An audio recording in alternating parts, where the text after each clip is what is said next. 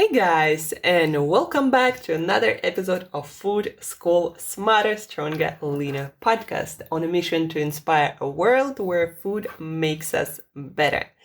Guys, today is Monday. It's almost the beginning of new month, so time to set some audacious goals, commit to new practices and new habits that will ultimately transform our life. Goals, their directions, we already talked about it. They're important to give us a sense of where we want to go. Where are we moving? And are we moving closer to where we want to be, or are we moving away from it? But what makes it all happen, what transforms our lives, not goals, but our habits, our daily routines, our daily actions, what we actually do consistently. That what transforms our lives, and that what is worth all the needed investments of our energy and time. On the second note that we are dedicating most of the time today, we are talking about weight loss. And I got really inspired over the last week to write this article, this post about weight loss 2.0, or weight loss using the science of human biology, human health, the science or our knowledge of our evolutionary history to help us to lose weight and maintain weight and health at the same time much easier than cavemen would. What do I mean by that? So guys, by the way, the link is going to be available in the show notes for you to check out the full blog, Weight Loss 2.0, or Still Losing Like Cavemen. Even Boris Johnson admits this is a serious issue.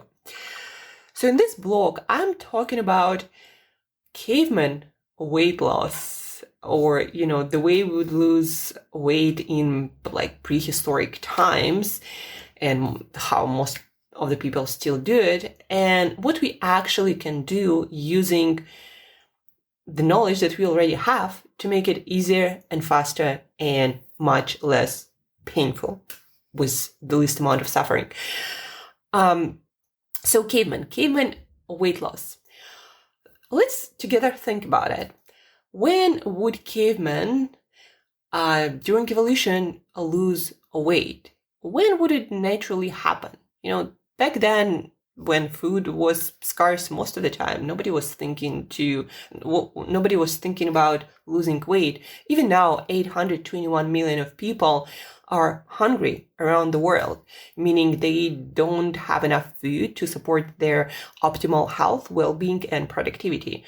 So it's not like something happened in some distant past. It actually happening still right now. And our grandparents probably experienced quite a lot of hunger. They were not able to eat whenever, whatever, as much as they could. So having abundant calories is quite a recent event or state of reality in some parts of the world, not everywhere in the world. Again, 821 people, according to statistics, are still hungry in our world. So guys, when would cavemen lose weight? Cavemen would lose weight in one case, when they didn't have enough food. And so for our biology, for the fate of cavemen, what weight loss meant is that we didn't have enough food and we might die. That was a real possibility. We didn't get enough food, so at first we're going to get nutrient deficient, and then we're not going to have enough energy. We're going to have some diseases and sicknesses that eventually come with nutrient deficiencies, and then we're going to die. So weight loss for cavemen meant death. Maybe that's why they call it diet, when we try to diet and try to lose weight. So weight loss, again, for cavemen meant possible death, because the only time cavemen would lose weight when they didn't have enough food. But compared to us, they did not know when food is going to come. So that was a real possibility of dying. So nobody in caveman times would try to lose weight on purpose. There was, reason for that, and more often than not, a little bit more body fat was good news, not bad news. Weight loss for cavemen meant possible and quite real death. And so let's talk about cavemen further. Let's imagine, let's think about it. What would cavemen experience while losing weight because of lack of food, available food? So cavemen would be stressed because, when you don't know when your food is coming and you can die, possibly, you're going to be stressed whether you want it or not. They probably wouldn't sleep that much because, they were nutrient deficient, and sleep does require some specific nutrients. But more than that, they would be like running around or trying to figure out where to get that food, right? It's not the best time to sleep. So cavemen probably during weight loss wouldn't sleep that much for, nutritional reasons, and also because of stress and because of the need to get that food, to get that next meal. So stressed, sleepless. The third one, they probably wouldn't be that social. Like, it's not the time to find friends, to bond, to make families when you're starving. You're gonna become not as social, not as friendly. You're going to be surviving and searching for resources. Nobody in survival mode is friendly and open and, sharing. That's not what happens when we are trying to survive. So again, stressed, sleepless, not social. Another thing, cavemen would probably try to get as many calories as possible whenever they get to eat.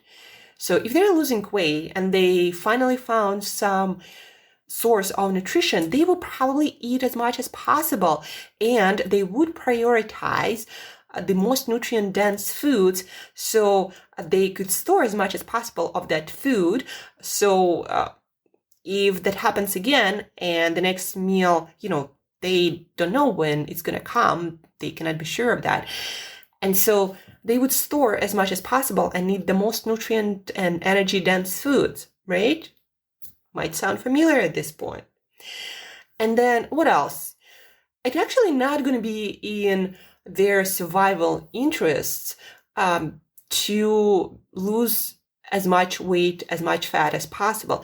Actually, it would make much more sense to store as much fat or as much energy as possible. So they would probably eat the most nutrient-dense foods to store as much, but then also biology, our metabolism would switch to not let us lose as much while starving and waiting for the next meal. Why is that? Because the longer we are able to conserve that energy, the more chances we have to find that next meal and to actually survive. So losing the most amount of weight in those conditions, it would not be beneficial. That's why, they might become weight loss resistant. That also might sound familiar for those of you who try to do weight loss and hit the plateau and it just wouldn't, go. The body would fight till the very end to release that weight, to release that extra fat. And now you might understand why it would make sense.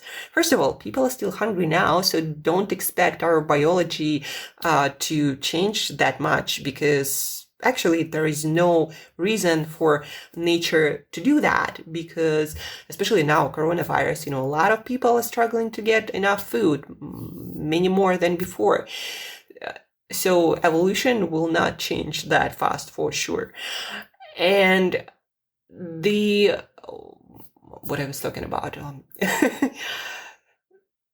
just understand that from the perspective of our brain and our body and our biology and our evolution, every time we are trying to lose weight, it means that we are starving, that there is lack of nutrition, and we might possibly die. And that's why our body, our brain, they will fight till they can our every effort to lose weight, because for our body and brain, weight loss means possible death. Weight loss means possible death. So understand that. And now you might start to understand why our biology it fights weight loss that much in the conditions that we described above. Cavemen, right? Stressed, sleepless, not social, nutrients are very scarce, a lot of nutrient deficiencies, food, comes and goes. And so now, if you were a little bit smarter and you actually paid attention to what was happening in our nutrition and health science, you would understand that you could actually work in a way that gives different signals to your body. So your body is comfortable with losing weight. So cavemen were stressed. So what can we do to make us less stressed while losing weight? Well, we can do things like sleeping more. Cavemen were sleepless, right? We could do things like sharing, bonding, talking to other people about our journey more. Hugging people, that releases oxytocin, that produces this instant stress relief effect. We could do stretching. We could go to spa. We could do different relaxation techniques. We could listen to our favorite music, to a lot of different things that we love doing when we are relaxed. And again, the huge thing to lower stress levels is sleep. And so instead of trying to sleep the least amount of hours, trying to squeeze in cardio or another workouts or errands, all of the errands, all at once, instead of stressing as much as possible, eating less is already kind of stress, but we can experience less of that stress. So instead of stressing, we could help our body to feel not that stressed by sleeping more, by being friendly, connecting with people, sharing our journey, connected with people who love us, who genuinely wish wellness and happiness and well-being to us. Again, we could do different practices like going for massages or doing self-massage with things like foam rolling, releasing fascia or that, tissue that usually gets tense and we feel more stressed. We could, again, take a hot bath, do aromatherapy at home or elsewhere, and go for walks in nature. A lot of this stress releasing activities will help us to feel less stressed. So this was number one. Sleepless, we already addressed that. And on my blog, you can find quite few good tips based on all the science we have about sleep, how to sleep better, how to sleep more. That will also help you tremendously to lower the amount of stress. Then when it comes to exercise, it seems like the more you move, the more you exercise, the better it is for weight loss. But actually, no. The easier, the less intense our exercise is, the less stress we perceive and the less overall stress we feel. And again, it's going to help us to maintain lower levels of stress that is not consistent with what a caveman would experience while losing weight.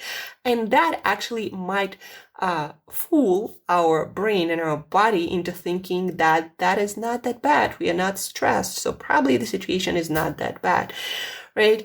And what I'm telling you right now, guys, it's not like proven science in a sense that there were no double-blind placebo studies confirming that, but that what worked for me to finally lose all the weight I didn't want and get into the best shape of my life, but also helped a lot of my clients who over this past decade I experimented on knowingly, sometimes on purpose, sometimes not on purpose.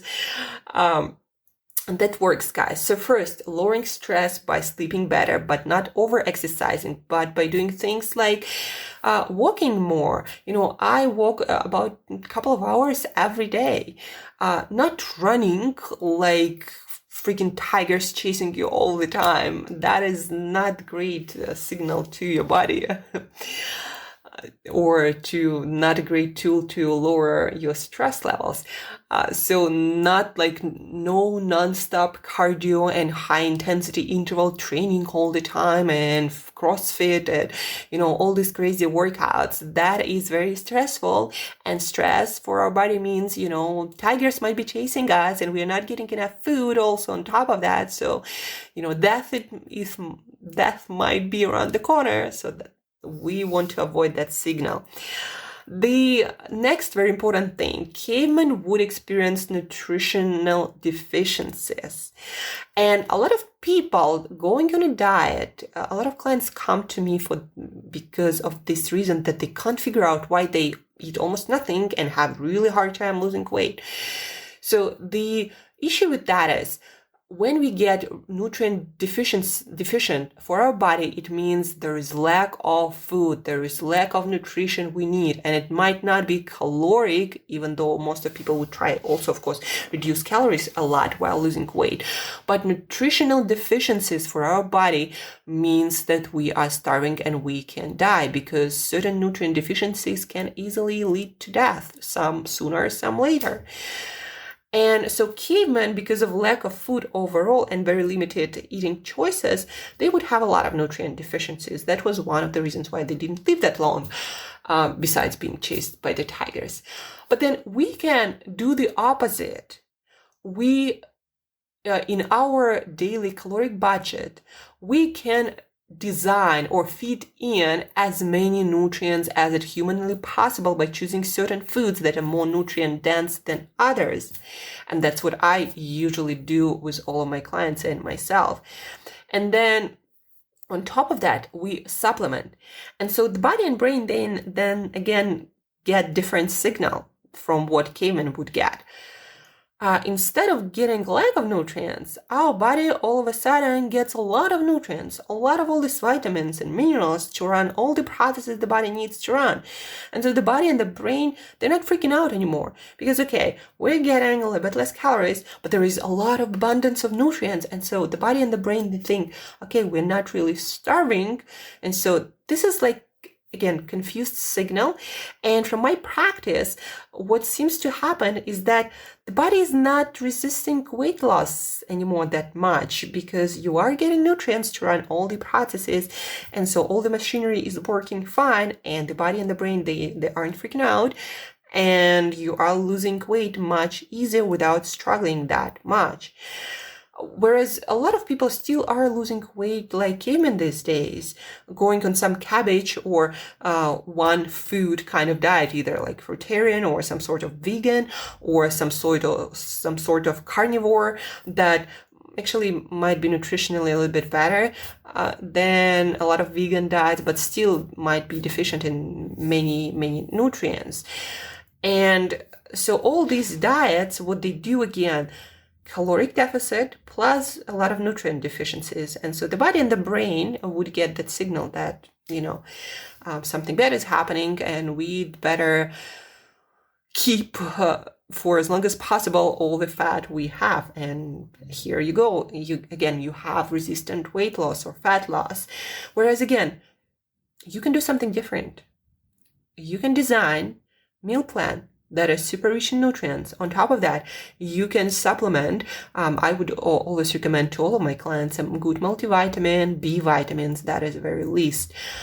And then on top of that, you can add some substances like L-carnitine that is proven to be essential for burning fat for energy, right? And so again, you can help your body out by getting energy from your own fat instead of not giving that to the body, making it extra hard to burn fat for energy, if not impossible. By the way, guys, did you know that probably L-carnitine is also in our muscle tissue? And that might be a reason why when we are on a diet and not getting enough of it, our body to get energy starts burning muscle, because it does not have that essential carnitine to burn fat for energy. So anyhow, so that's another thing that, cavemen would do. They would starve for nutrients and calories, but we can do it differently. We can reduce calories, but still flood our bodies with nutrients. And that's, I think, the core of my post, of my article. That there are more details, so check it out when you get a chance using the link in the show notes. But the main idea is, guys, cavemen, while losing weight, would be stressed, sleepless, nutrient deficient, asocial, meaning probably hungry and angry, like a lot of people on not a very smart diet are. So stressed, sleepless, nutrient deficient, hungry, and not social, and running around like tigers chasing them, all the freaking time, looking for food and for, other purposes. So, and more often than not, they would probably become weight loss resistant because they needed that energy to survive as long as possible. But weight loss 2.0, based on the science that we have and on the resources that are available to us, it can be different. It can be stress less. We can sleep a lot. We can flood our bodies and brains with nutrients, vitamins, minerals, and other substances supporting burning fat for energy. We can connect with people more instead of being antisocial and hungry. And all of that will give different kinds of signals to our body, to our brain. And from my experience and all the case studies, that will allow you to lose that weight, that fat much easier, much faster, with less pain and suffering, emotional and sometimes even physical suffering, without too much hunger, really. And then, very important part is also, it will not trigger the same binging, overeating responses that cavemen would have. Because, you are calorie deficient while losing weight, but hopefully it's not that much. I don't recommend ever to be in a huge caloric deficit, like 1,000 calories or something. That is, I think, still too much stress on our energy producing systems.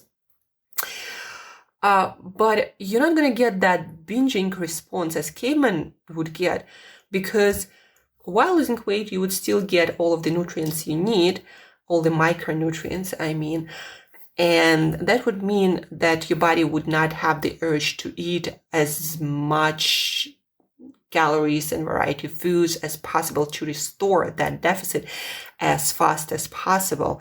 And what also would happen again, you would stop binging and have this insatiable hunger. And that, I think, a huge factor when you're trying to lose weight and maintaining long term. So anyhow, that's weight loss 2.0. Hopefully you're not going to be losing like cavemen anymore, because the better way is out there and it just, not evenly distributed. So check out my blog, check out this article. If you have any questions, feel free to reach out with, any questions about how you can modify maybe your meal plan or your whole lifestyle to suffer less, lose more, and maintain your ideal body weight effortlessly for as long as you want. So reach out, ask questions. I'm more than happy to help you out. Don't forget to share this episode with one other person, either with who you want to talk about it, or maybe somebody who's struggling right now. That might change their whole life, guys. So please do share. Please reach out if you have any questions and need more help. And as usual, guys, have an awesome week. And till next time, eat better daily.